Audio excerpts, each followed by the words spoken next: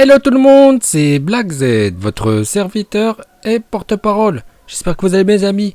Aujourd'hui, petite vidéo consacrée à Otsutsuki Ishiki. On va parler de ses capacités de combat, notamment de son dojutsu, le Sharingan, mais aussi de sa story. Et oui, car ce cher chauve à cornes a une longue histoire à raconter. Certes, il est mort, mais il a vécu très longtemps, des millénaires. Il a même un Jubi sous la poche, et ça c'est pas donné à tout le monde. Moi j'aimerais bien avoir un Jubi comme animal de compagnie. Et un Jubi, il faut le nourrir avec un Otsutsuki pour qu'il produise un fruit du chakra. Et voilà ce qui permet à Ishiki de continuer à vivre encore et encore tel un parasite. Et à ce petit jeu-là, notre chauve à cornes peut vivre une éternité.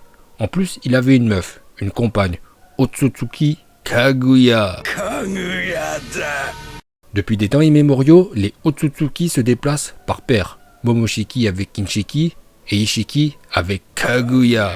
Il y a aussi un autre duo, mais on ne sait pas c'est qui, car la gravure a été détériorée, certainement par Ishiki, car ça devait être un rival. Lors de sa mort, Ishiki a parlé à Code, ou Kodo, car c'est comme ça en VO, c'est Kodo. Ishiki a parlé à Kodo d'un dieu chauve Otsutsuki. Dans le château de Kaguya trônait une statue d'un dieu chevelu Otsutsuki. Voilà donc chacun sa vision de la divinité. Bref, Ishiki se déplaçait avec Kaguya. Ils ont atterri sur Terre, et là c'est le drame. Kaguya aurait dû servir d'engrais à l'arbre Shinju pour que Ishiki mange le fruit du chakra, mais Kaguya a trahi Ishiki et l'a laissé pour mort. On ne sait pas pourquoi Kaguya a couillé Ishiki, car le fait qu'elle serve d'engrais ne signifiait pas sa mort, car au préalable, elle avait juste à implanter un kama à une personne pour renaître ultérieurement. Mais Kaguya a viré folle, s'en est pris à Ishiki, puis a mangé le fruit du chakra, ce qui développa chez elle un dojutsu de ouf, avec un Rinne Sharingan sur le front et des pouvoirs complètement pétés. Ishiki, quant à lui, a déjà un dojutsu, le Sharingan. Alors, on n'a pas les détails du combat Kaguya vs Ishiki, mais ça devait être de la folie.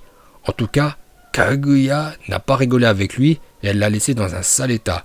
Ishiki était tellement affaibli qu'il a dû se planquer dans le corps de Jigen en attendant que l'orage passe et de recouvrer ses forces, ce qui nous amène des milliers d'années plus tard. Notre chauve à cornes n'a pris aucune ride. Grâce à son Sharingan, il peut téléporter la matière dans une autre dimension, couper du temps. Ainsi, rien de mieux pour conserver du vin. Entre sa défaite de l'époque à maintenant, Ishiki a fondé Kara et grâce à Amado, il a pu s'entourer d'humains améliorés, notamment Kashin Koji.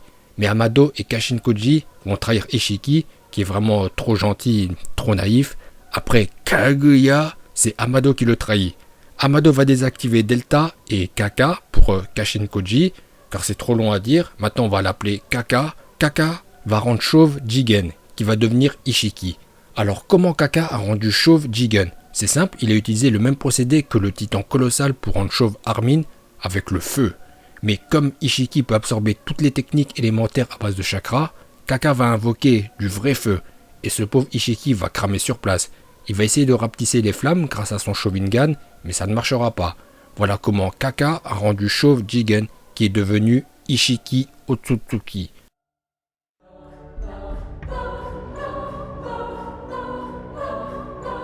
Les capacités du Sharingan sont impressionnantes. Déjà lorsqu'Ishiki est apparu, on aurait dit un charclos, il était à poil. Mais grâce à son Sharingan, il a fait apparaître une veste trop stylée et un verre de vin. C'est ça le premier pouvoir du Sharingan, c'est un jutsu spatio-temporel qui permet de téléporter la matière dans une autre dimension. Grâce au Sharingan, les aptitudes d'Ishiki sont boostées. Très clairement, c'est le perso le plus puissant de l'univers de Naruto Boruto. Le seul qui a pu lui flanquer une raclée, c'est Naruto en Baryon Mode, mais ça a coûté la vie à Kurama. Ce qui frappe en premier lieu lorsqu'on regarde Ishiki se battre, c'est sa dextérité. Il est super rapide et grâce à des sens aiguisés et une maîtrise parfaite du Sharingan, il est extrêmement difficile à combattre. Avec son pouvoir de moduler toute chose, hormis des individus, il est capable d'embrocher n'importe qui et même un Sharingan n'arrive pas à le voir car le coup est vicieux. Ishiki envoie des pieux en métal minuscules sur son adversaire qui voit et ne sent rien, puis il a juste à les faire agrandir, ce qui nous donne l'impression que les pieux sont apparus sur ses adversaires. Mais en fait non, ils étaient déjà là à une échelle microscopique, puis ils ont grandi. C'est ça le pouvoir du Sharingan, car une roue c'est chauve. Autre capacité du Sharingan, faire pop des cubes géants qui écrasent ses ennemis. Et comme je vous ai dit plus tôt, personne ne peut être Ishiki.